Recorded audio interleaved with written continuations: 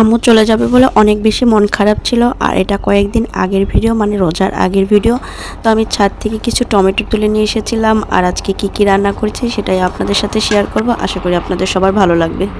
এবার ছাদে আমি কিছু টমেটো গাছ লাগিয়েছিলাম। টমেটো গাছে মাশাআল্লাহ বেশ কিছু টমেটো ধরেছিল, কিন্তু পাকা টমেটো আর খেতে পারি না, কারণ আমাদের ছাদটা যেহেতু ওপেন, তো সবাই যাওয়া আসা করে, তো সামনে যদি পাকা টমেটো দেখে যে কেউ তুলে নিয়ে যায়, যার কারণের জন্য আর পাকা টমেটো খেতে পারি না।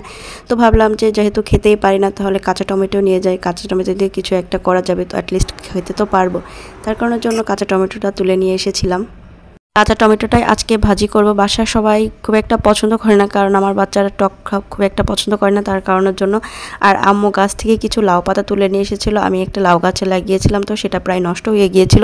তো সেখান থেকে কিছু পাতা তুলে নিয়ে এসেছিলাম, তো সেটাই ভর্তা করেছিলাম। আর সাথে রান্না করছি মুরগির মাংস, যেহেতু আমার বাসায় সবাই মুরগির মাংসটা অনেক বেশি পছন্দ করে, আর আম্মু মাছ খুব একটা পছন্দ করে না, তার কারণের জন্য মুরগির মাংসটা রান্না করছি।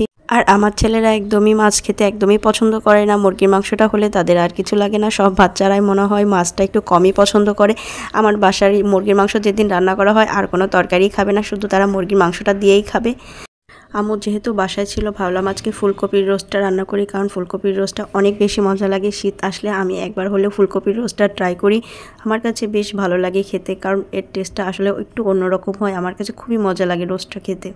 আমার ছেলেরা তো প্রায়ই বায়না করে যে ফুলকপির রোস্টটা রান্না করে দাও, কারণ ওদের অনেক বেশি পছন্দ। এমনিতেই তো মাছের তরকারি খুব একটা খেতে চায় না, বাট ফুলকপির রোস্টটা রান্না করলে ওরা একটু বেশি পছন্দ করে। আমি তেল দিয়ে বাটা মশলাগুলো ভালোভাবে কষিয়ে নিয়েছি। এরপরে গুঁড়া মশলাগুলো দিয়ে দিয়েছি, হলুদ, লবণ, মরিচের গুঁড়া, জিরা গুঁড়া, ধনিয়া গুঁড়া, এগুলো দিয়ে তারপরে আমি বাদাম বাটা দিয়ে দিয়েছি।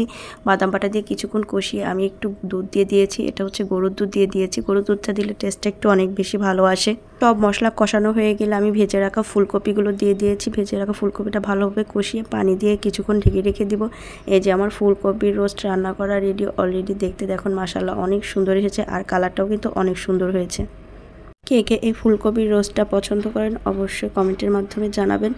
দেন আমি সালাদ করে নিয়েছি। আমি টমেটো আর শসা দিয়ে সালাদটা করে নিয়েছি। আমার এইভাবে সালাদটা খেতে অনেক বেশি ভালো লাগে। সালাদ অনেকে অনেকভাবে করে, তবে আমার কাছে টমেটো আর এই সালাদটা আমার কাছে অনেক বেশি ভালো লাগে। মানে অন্য সালাদের তুলনায় আমার কাছে এই সালাদটা বেশি আমি পছন্দ করি। আজকে আমি সিম ভর্তা করব, তার কারণের জন্য শুকনো মরিচটাকে ভালোভাবে ভেজে নিচ্ছি। শুকনো মরিচটা ভর্তাটা করলে অনেক বেশি মজা লাগে, কারণ আর এই সিমগুলো কিন্তু একদমই আমার গাছের সিম। আমি ছাদ থেকে এই সিমগুলো তুলে নিয়ে এসেছি। আমি ছোট একটা সিম গাছ লাগিয়েছি মাশাআল্লাহ, এবার কিন্তু ছাদ বাগানে অনেক সুন্দর সিম হয়েছে। এবারই প্রথম এই সিম গাছ লাগিয়েছি। এত সিম ধরবে আসলে আমি চিন্তাও করতে পারিনি, কারণ গত বছর দেখেছিলাম যে এক ভাবি সিম গাছ লাগিয়েছে, তো সেটা দেখে আমার কাছে অনেক বেশি ভালো লেগেছিল। তার কারণের জন্য এবছর আমি একটা সিম গাছ লাগিয়েছি। তো মাশাআল্লাহ এখনও সিম ধরছে। ছোট্ট একটা বালতিতেই সিম গাছটা লাগিয়েছিলাম, আর তার থেকে দেখেন মাশাআল্লাহ কত সিম খাচ্ছি। আম্মু যেহেতু সকালেই চলে যাবে, তো সেটা চিন্তা করে ভাবলাম যে রাস্তায় কি খাবে, কারণ যেহেতু অনেক লং জার্নি করবে, তার কারণের জন্য আমি একটা পাউন্ড কেক তৈরি করে দিয়েছিলাম তাড়াহুড়ো করে। আর কেকটা দেখেন কত সফট হয়েছে। তো আমি এখানে বাটারস্কচ ফ্লেভারের পাউন্ড কেকটা তৈরি করে দিয়েছিলাম। আমার যেহেতু কেক বানাতে বেশি একটা সময় লাগে না, তো আমি রাতেই কেকটা বানিয়ে রেখেছিলাম, যেহেতু আম্মু সকালেই চলে যাবে, সকালে আর সময় পাবো না।